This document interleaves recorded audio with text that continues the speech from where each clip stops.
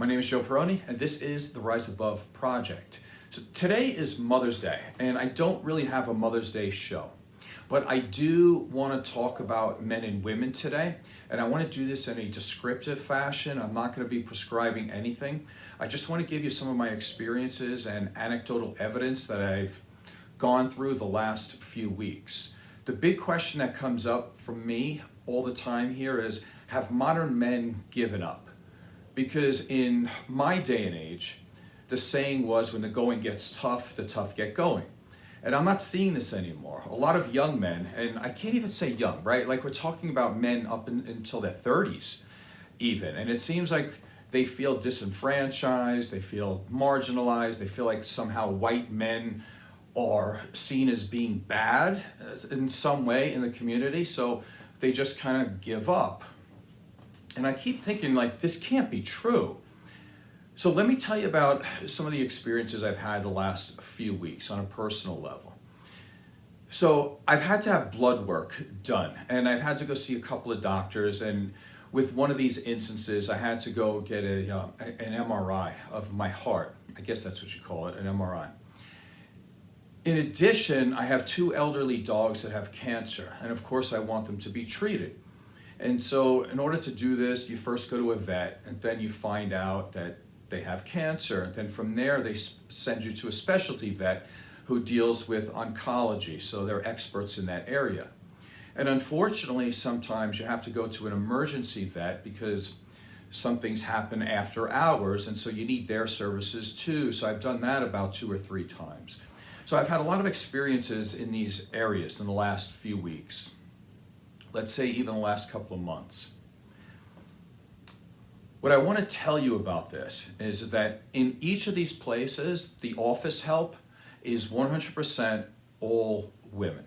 That's number one. Then when I went in to go get my blood work, I guess you call it a phlebotomist, those workers were also women. And then when I went in to get my test, of course, the office worker was a woman. Then another woman leads me in to the area where you're supposed to get tested. And then the person running the MRI and doing the IV and all that was a woman. At the veterinary clinics that I've gone to, their office staff are all women. The veterinarians, they're all women. At the emergency vet, all women. At the specialty vet, I can say this, there's been one really great, well, they all seem to be good and caring, but the main person there is the cancer or oncologist veterinarian there is a man.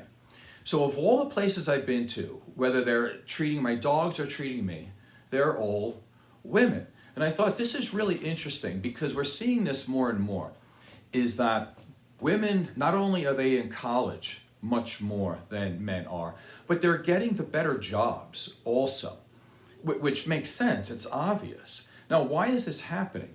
Well, you can go through all the things you want, but the truth is, if you don't go to school, right, if you're not getting an education, if you're not trying to better yourself, you're not going to get these types of jobs. And at my age, what I'm seeing is that less and less men are actually working in any of these places. And then they're going to complain that society is against them. Well, yeah, if you don't have any money and you're going to go to the store, obviously it's going to seem like society is against you. But of course, as a marriage and family therapist, I'm very interested in these kinds of things. So I was noticing that a lot of these women here are somewhere between mid-20s to mid-30s, maybe a little bit older, but that's typically the age, between 25 and 35 years old. And so I started to ask some of the women questions here and there, such as, I've heard this, the data suggests that men are not doing well. What do you think? Is it hard to find a good guy? And I'm going to give you a few things that they've said. And I've had, a few little quasi-interviews, if you want to call them that. And it's really interesting because they all seem to be saying the same things. So number one on my list, they said, I would love to be with a man, except most of them are boys. That makes sense, right? Now, the other one I heard was, well, I work, I take care of the kids. Why would I want to be with someone who makes my life worse? I don't want to raise another child. I'm not looking to have another dependent. And again, this keeps going towards this thought that boys are not growing up. Number three, I heard, why are men so obsessed with video games? I can't have sex with a guy that seems like he's about 12 years old. And I find this kind of interesting too, because there's a lot of men out there that now, for some reason, with this type of masculinity, they think it's okay to be angry and forceful and annoying and manipulative, coercive, and just be angry at people. And I'm going to show you that on another video. But you see the comments all the time. And 95% of the time, it's men making ugly, nasty comments to other people and just trying to be as hurtful to other people as possible. You know, it turns out that women don't actually like that they actually like men who are kind. You know, who would have thought? And if you want to put that into more of a scientific type of thing, more psychology language, you would say that part of the reason why men are having so much difficulty out there is because women want men who are emotionally intelligent. And when I'm looking around, the amount of men who are emotionally intelligent is very little, and it seems to be going down by the day because they like to follow these guys in the manosphere, or the President of the United States, for example, who have absolutely no degree of emotional intelligence. Number four, a woman told me, I'm not lazy. Why would I want a lazy man?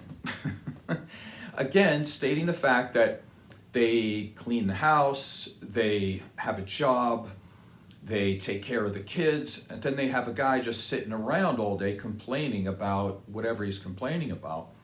And again, a lot of these men who think that they're into politics, they're not really stating any of the data or the facts. They're just talking about their grievances and how they can hurt people. And that doesn't make you sound intelligent. And a lot of women now, they're above this, right? Like they know they have a degree of intelligence.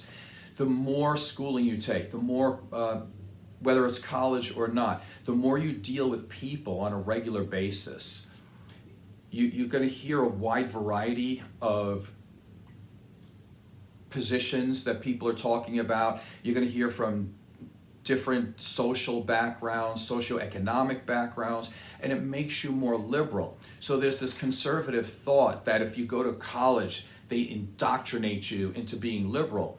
When the fact is that the more empathy you have, and typically you can gain empathy by being around a wide variety of people, when you become more worldly, when you know people that can speak from, let's say, different languages, or they've been to different countries, they have different cultures, and you go, whoa, look at this. Like, I'm not the only person on the earth. And when you realize that your way is not the only way, you do become more liberal. Here's another one.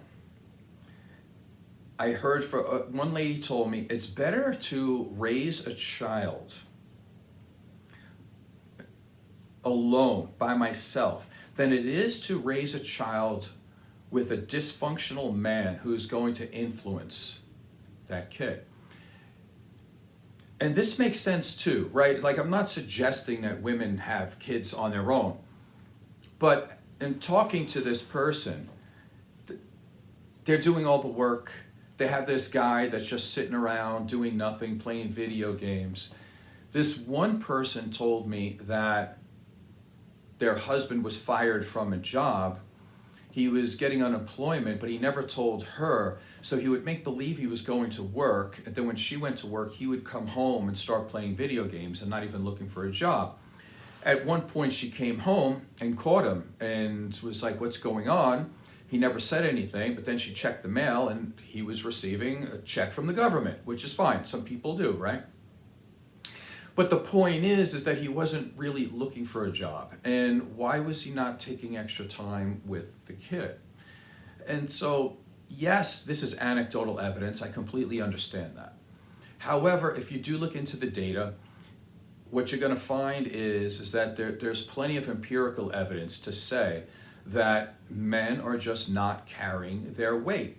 And there's a lot of reasons for this. I don't want to get into the prescriptive today, but I just want to talk about that for today, is that it is my experience that a lot of men, they do not have emotional intelligence. And the way it's going right now, the way it's trending, is if you look at it in politics, it's very interesting. I saw something from Dee Snider the other day. Dee Snider is the singer for Twisted Sister. Now, okay, I'm sure he's not everybody's favorite, but that doesn't matter. It goes with the story. Dee Snider said that he got a call from Donald Trump's people or whatever, and they wanted to use one of his songs for his campaign, back when he was campaigning. And Dee Snider said, yeah, of course, use the song. But then when Dee Snider heard Donald Trump talk and all the stupidity out of his mouth and all the hatred and everything else, that goes very much against what Dee Snider wants. So he said, listen, do not play my music. I don't want to be associated with you.